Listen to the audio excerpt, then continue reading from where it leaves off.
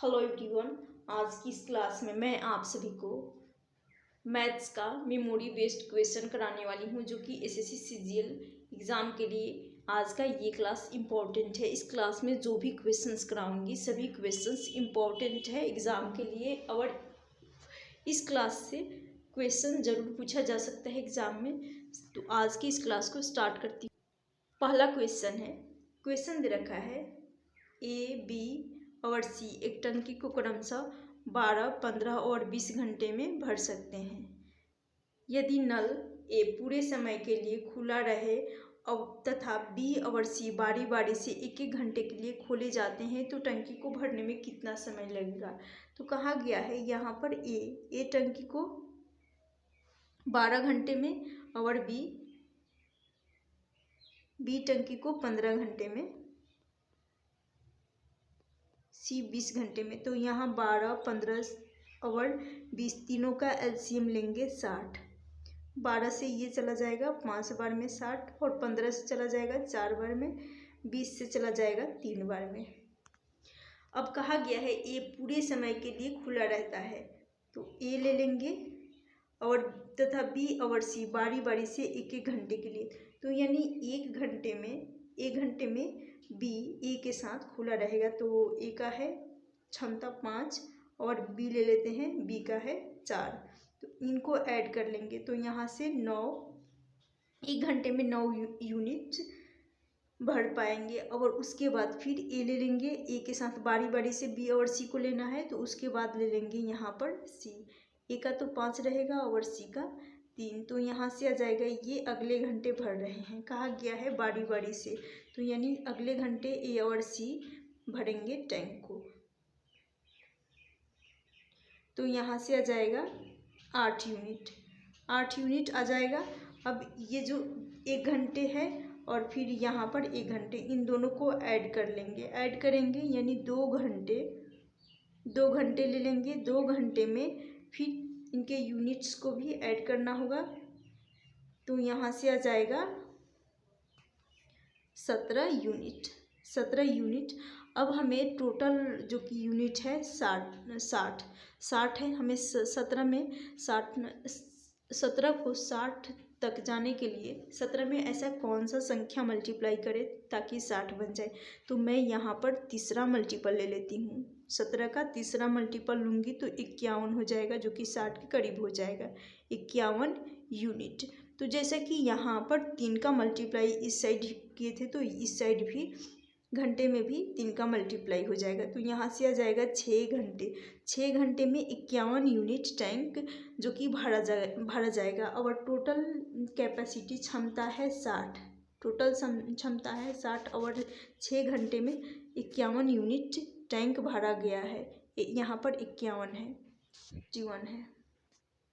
तो यहाँ क्यों ना मैं इस टोटल क्षमता में से 51 को माइनस कर दूंगी। जब माइनस करूंगी तो यहाँ से जो आएगा शेष बच जाएगा, और ये जो शेष आएगा 9 यूनिट शेष बचेगा। अब जो शेष बचेगा ये तो पूरे समय के लिए खुला रहता है, उसके साथ पहले बी आएगा उसके बाद सी आएगा, क्योंकि बारी बारी से। और इन दोनों को पहले घंटे ए और बी मिलकर 9 यूनिट भरेंगे, और 9 यूनिट की ही हमें आवश्यकता है। तो एक घंटे में 9 यूनिट भरेंगे। तो यहाँ पर फिर से ए और बी आ जाएंगे, एक घंटे में 9 यूनिट भर लेंगे, और 9 यूनिट की ही हमें ज़रूरत है। तो ये हो जाएगा 9 और ये टोटल जो कि 60 यूनिट हो जाएगा। तो एक घंटे यहाँ और एक घंटे यहाँ कितने समय लगेगा, तो हो जाएगा 7 घंटे। ये जो कि ऐड हो जाएगा इसके साथ 6 के साथ, 6 + 1, 7 घंटे का समय लग जाएगा। यही पूछा गया है, ऑप्शन सी इस क्वेश्चन का राइट आंसर हो जाएगा। नेक्स्ट क्वेश्चन है, 3000 रुपये की मूलधन पर 4 वर्ष के लिए ब्याज दर कितना होगा यदि मिश्र धन 3600 रुपये है। तो कुछ नहीं करना है, सिंपल इंटरेस्ट बराबर हो जाएगा, सिंपल इंटरेस्ट बराबर principal into rate into time होता है, और बटा में 100 होता है। यही करना है। 3000 मूलधन है और 3600 जो कि प्रिंसिपल है, तो इनको घटाएंगे तो यहाँ से मिल जाएगा 600 जो कि सिंपल इंटरेस्ट आ जाएगा। तो यहाँ पर रख लेती हूँ 600 बराबर हो जाएगा प्रिंसिपल 3000 रुपये। रेट हमें नहीं पता है, रेट को हमें निकालनी है। क्या करना है, रेट हमें निकालना है। और टाइम 4 वर्ष का है, टाइम 4 वर्ष का दे रखा है और बटा में हो जाएगा 100। तो यहाँ से 2 शून्य से शून्य चला जाएगा, उसके बाद 2 शून्य से शून्य चला जाएगा, फिर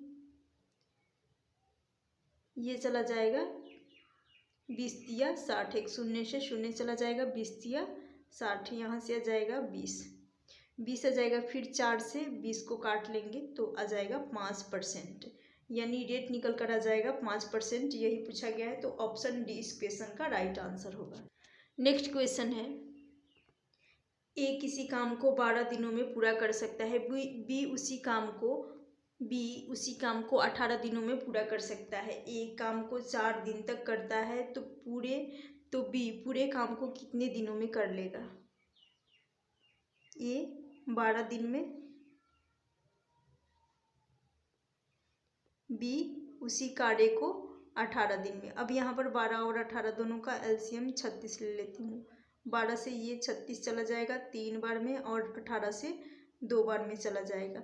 कहा गया है ए काम को 4 दिनों में करता है, तो ए की इफिशियंसी कार्य क्षमता है 3। इस 3 में 4 का मल्टीप्लाई कर लूँगी तो ये हो जाएगा 12।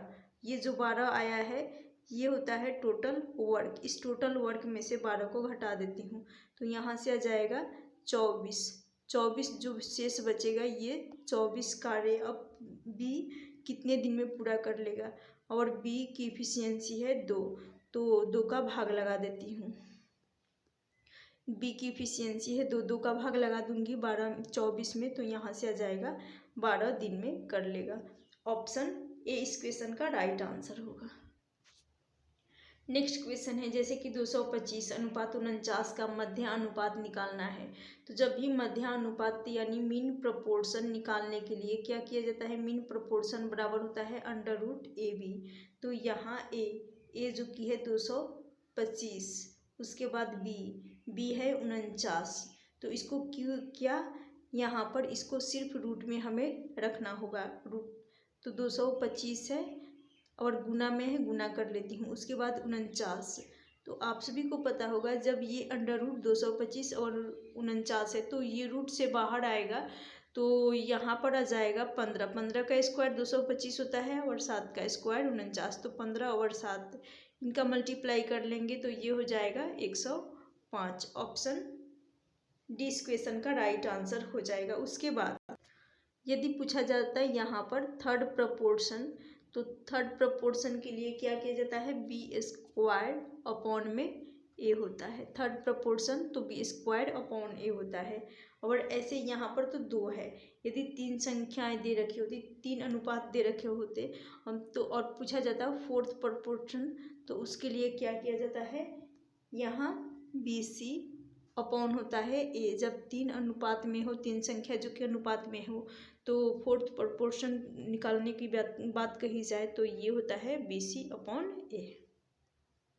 नेक्स्ट क्वेश्चन है, क्वेश्चन दे रखा है त्रिभुज ABC में AB 15 सेंटीमीटर है, AC हमें निकालना है और कहा गया है AB AC के बराबर है, इनके बीच का कोण 60 डिग्री दे रखा है, तो तीसरी भुजा निकालनी है। तो यानी सबसे पहले एक त्रिभुज बना लेती हूँ, सबसे पहले त्रिभुज बना लेती हूँ। उसके बाद कहा गया है AB ये हो जाएगा AB और C, पहले AB और AC जो कि बराबर है, यानी ये साइड और ये साइड, ये दोनों साइड बराबर है। और AB जो कि 15 सेंटीमीटर दे रखा है। जब ये 15 है तो आप सभी को पता होगा जब इक्वल है दोनों साइड तो ये भी 15 ही होगा, राइट, ये भी 15 ही होगा। हमें निकालनी है इस साइड को निकालनी है। और कहा गया है इनके बीच का कोण 60 डिग्री है, यानी कि इनके बीच AB और AC का, यानी AB साइड और AC साइड के बीच का कोण 60 डिग्री है, तो यानी कोण A हो जाएगा 60। जब 60 हो जाएगा और तीसरी कोण यानी इस साइड के बारे में पूछा गया है, इस साइड को निकालने के बारे में पूछा गया है। तो क्या करूँगी कि मैं जब भी इस टाइप का क्वेश्चन पूछा जाए तो उसके लिए आप सभी को पता होगा, एक त्रिभुज होगा और कहा जाएगा यदि ये हो जाएगा ए साइड और ये बी साइड और ये तीसरी साइड जो कि सी, और इनके बीच कोण बनता है, इनके बीच कोण बनता है, ये दोनों साइड इक्वल होता है और ये असमान, ये दोनों सामान्य होते हैं और ये सी जो कि असामान्य होते हैं और इनके बीच 60 डिग्री का कोण होता है। तो उस केस में यहाँ पर साइड सी निकालने के लिए तो ये सी स्क्वायर बराबर हो जाएगा, सी स्क्वायर बराबर हो जाएगा A square plus B square plus यहाँ पर माइनस रहेगा, माइनस एक्स वाई होता है,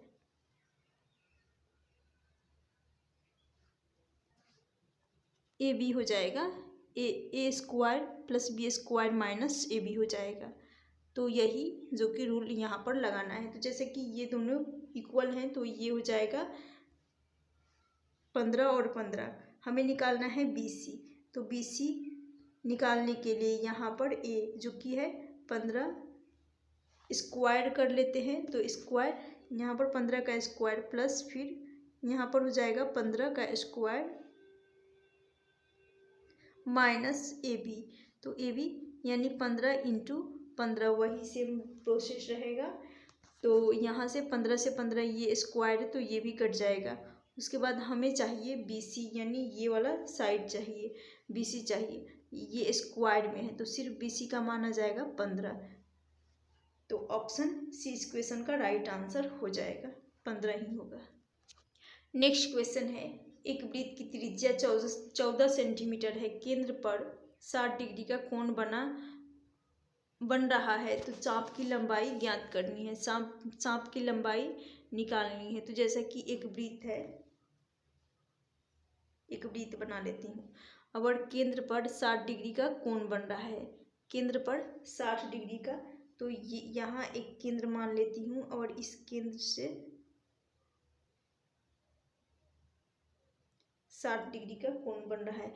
चाप की लंबाई पूछी गई है यानी आर्क का लेंथ पूछा गया है।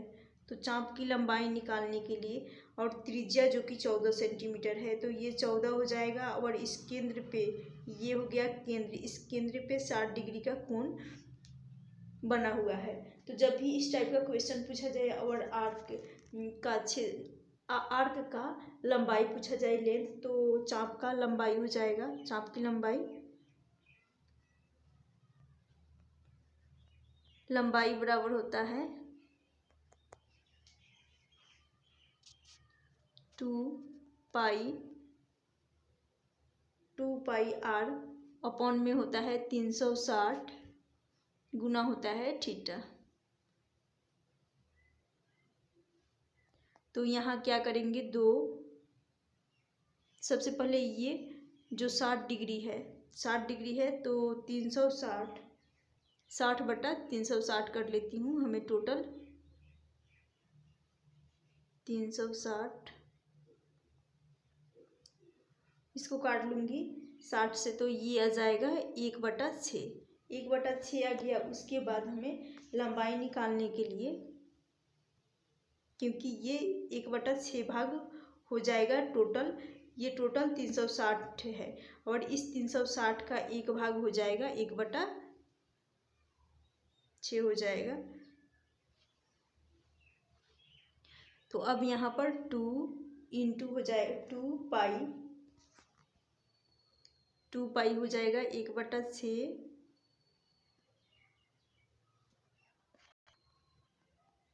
और रेडियस जो कि दे रखा है 14 सेंटीमीटर रख लेती हूँ।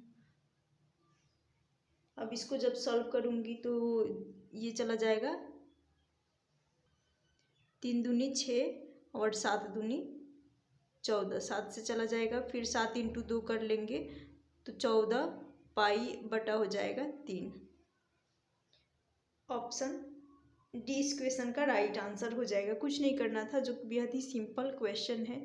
जैसे कि ये टोटल 360 है, तो 6 और 60 डिग्री का कोण बन रहा है उस 360 पे, तो ये हो जाएगा। और टोटल सर्कल एरिया जो कि 360 का होता है, तो 60/360 कर लेंगे, तो 1/6 हिस्सा आ जाएगा। और 1/6 हिस्सा जो कि इंटू पाई 2 पाई इंटू हो जाएगा त्रिज्या जो कि 14 सेंटीमीटर है, तो गुना कर लेंगे त्रिज्या का, तो यहाँ से 14 पाई/3 इस क्वेश्चन का राइट आंसर। नेक्स्ट क्वेश्चन है, एक वस्तु का मूल्य 30,000 रुपये है। वस्तु पर 2 छूट दिया जाता है। पहला छूट 30% का है और दूसरा छूट जो कि क्रमागत रूप से 25% और 15% का दिया जाता है। तो विक्रय मूल्य का अंतर निकालना है। तो कुछ नहीं करना है, जैसा कि पहला छूट है,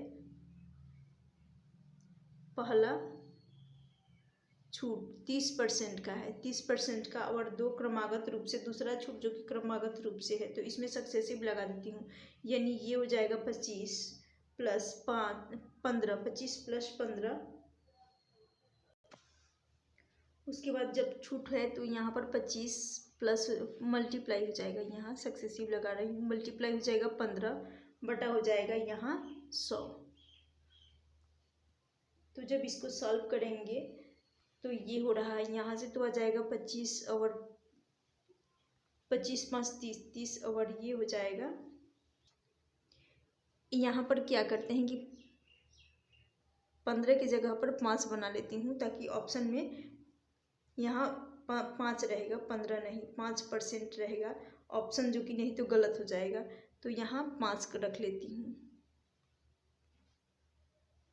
ऑप्शन जो कि 5 पर है।